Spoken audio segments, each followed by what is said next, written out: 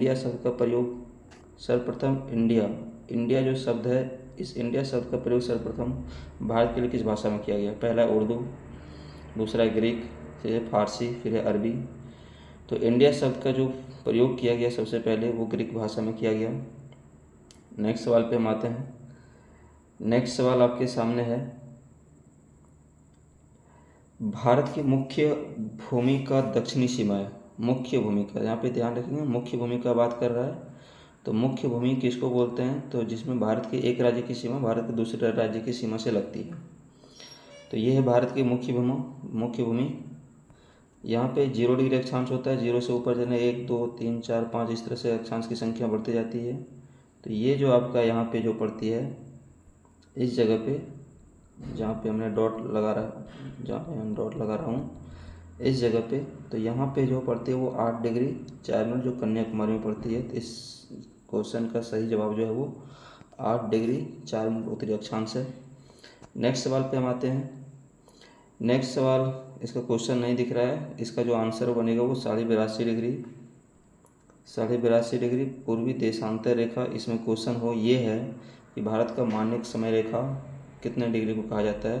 तो 82.5 डिग्री पूर्वी देशांतर रेखा को कहा जाता है।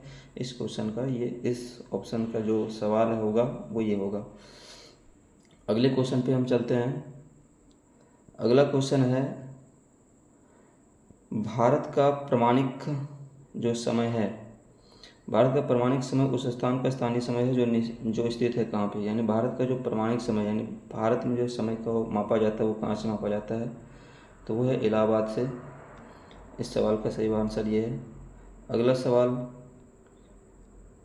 इंडियन स्टैंडर्ड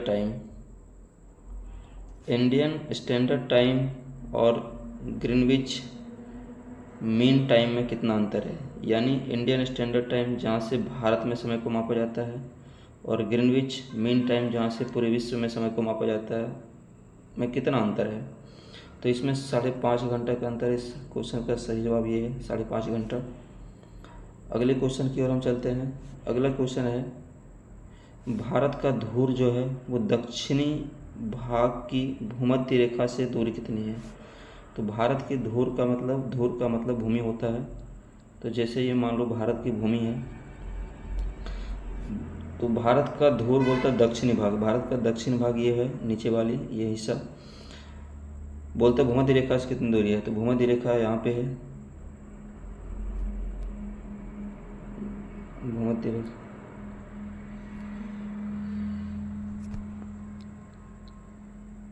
ये है भूमध्य रेखा।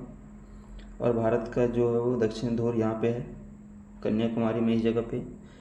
तो ये है 0 डिग्री और ये है जो स्थित है भारत का ध्रुव वो 8 डिग्री 4 मिनट से शुरू होती है। तो यहाँ से यहाँ तक डिस्टेंस कितना ये आपसे पूछा जा रहा है। तो ये डिस्टेंस होती है 876 किलोमीटर। आप जानते हैं कि दो अक्षांशों के बीच जो डिस्टेंस होती है वो 111 किलोमीटर होती है। तो विषुवत रेखा से यहाँ तक का जो डिस्टेंस है, यहाँ तक की जो डिस्टेंस है,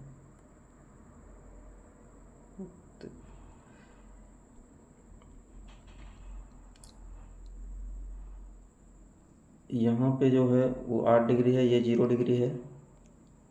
तो यहाँ से यहाँ तक की जो डिस्टेंस होगी वो 876 किलोमीटर होगी, क्योंकि हम जानते हैं दो अक्षांशों के बीच जो डिस्टेंस होती है वो 111 किलोमीटर होती है। अब टोटल 0 से लेकर 8 तक टोटल 8 अक्षांश का अंतर हो रहा है। तो हम यदि 8 से मल्टीप्लाई कर दें तो हो जाएगा ये 8 8 8। तो लगभग 888 के आसपास में ये ऑप्शन है। तो इस सवाल का ये आंसर सही है, 876 किलोमीटर। नेक्स्ट सवाल पे हम चलते हैं। नेक्स्ट सवाल है, भारत की स्थलीय सीमा। भारत की जो स्थलीय सीमा है, भारत की स्थलीय सीमा की लंबाई कितनी है? स्थलीय सीमा का मतलब ये हुआ कि भारत का ये भूभाग जो है वो जल से लगता है। और भारत का ये वाली जो सीमा है, भारत की ये वाली जो सीमा है, भारत की ये वाली जो सीमा है, ये सीमा जो लगती है वो स्थल भाग से लगती है। तो यहाँ से लेकर यहाँ तक जो इधर सीमा लगती है उसकी लंबाई कितनी है? तो इसकी लंबाई है 15,200 किलोमीटर। स्थल भाग की लंबाई टोटल 15,200 किलोमीटर है। नेक्स्ट सवाल पे हम चलते हैं। अगला है, द्वीपों सहित भारत की तटरेखा की लंबाई कितनी है? तो ये भारत की सिर्फ तटरेखा की लंबाई जो है वो 6100 किलोमीटर है, सिर्फ तट का लंबाई 6100 किलोमीटर, लेकिन द्वीप को यदि मिला देते हैं तो उसका लंबाई रहती है 7516.6 किलोमीटर। तो द्वीप सहित तटरेखा की लंबाई, तो इस क्वेश्चन का सही जवाब जो वो ये होगा 7516.6 किलोमीटर। यदि सिर्फ पूछता है भारत के तटरेखा की लंबाई तो हम बोलते हैं 6100 किलोमीटर। नेक्स्ट सवाल पे चलते हैं। नेक्स्ट सवाल आपके सामने, भारत के उत्तर से दक्षिण की लंबाई कितनी है? तो भारत का उत्तरी भाग से, तो भारत का उत्तरी भाग, जैसे मान लीजिए हमने यहाँ पे यदि मैप का इस्तेमाल कर रहा हूँ थोड़ा, तो ये मान लीजिए मैप मैंने बनाया, तो दक्षिण भारत ये हुआ, यहाँ पे कन्याकुमारी, और यहाँ पे जो है वो उत्तर भारत में इंदिराकोल है। तो यहाँ से यहाँ तक का दूरी पूछ रहा है कितना होता है, ये उत्तर हुआ और ये दक्षिण हुआ। यहाँ से यहाँ तक दूरी कितना है, तो दूरी होता है 3214 किलोमीटर का। तो इस क्वेश्चन का सही जवाब जो है वो ये है।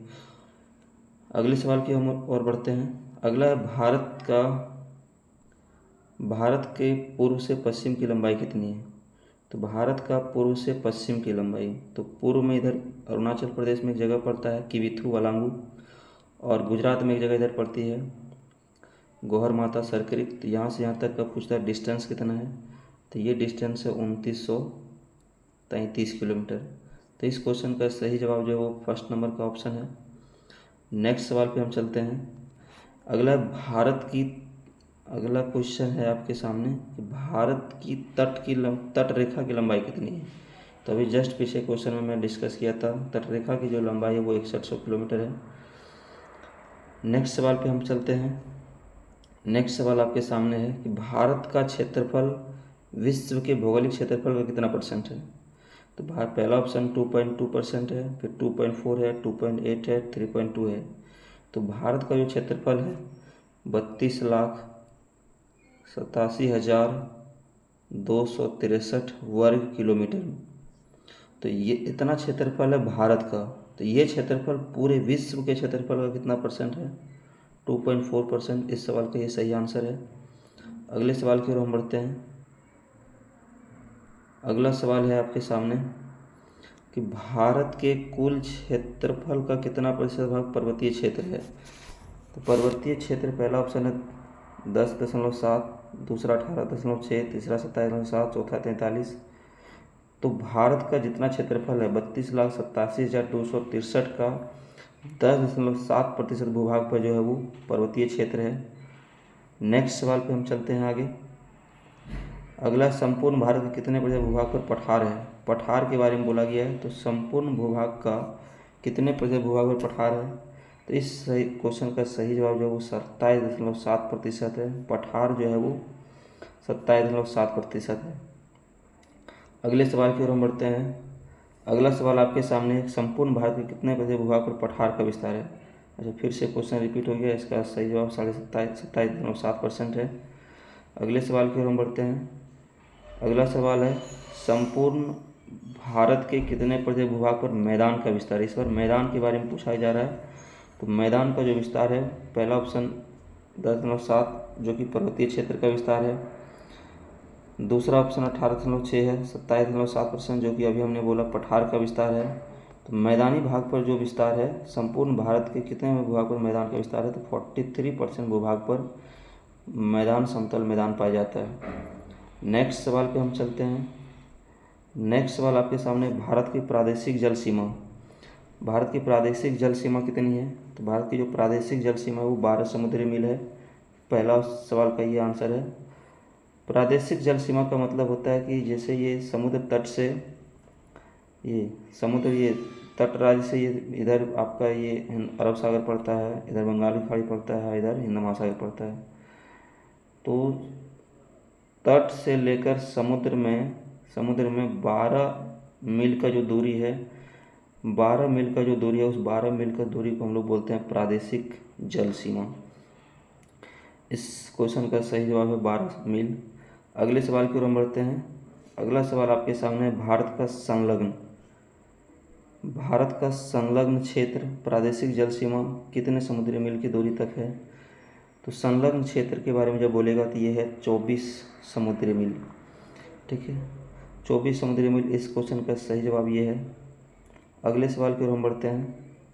अगला सवाल है, भारत का एकांतिक आर्थिक क्षेत्र संलग्न क्षेत्र से कितने समुद्री मील्स की दूरी तक है। इस क्वेश्चन का सही जवाब जो है वो 200 समुद्री मील है। अगले सवाल की ओर हम बढ़ते हैं। अगले सवाल, अच्छा यहाँ तक आपका ये सवाल ख़त्म हो गया। तो अब हम लोग अगले वीडियो में 20 फिर से ऑब्जेक्टिव क्वेश्चन को लेकर आएंगे भारत का स्थिति और विस्तार को लेकर।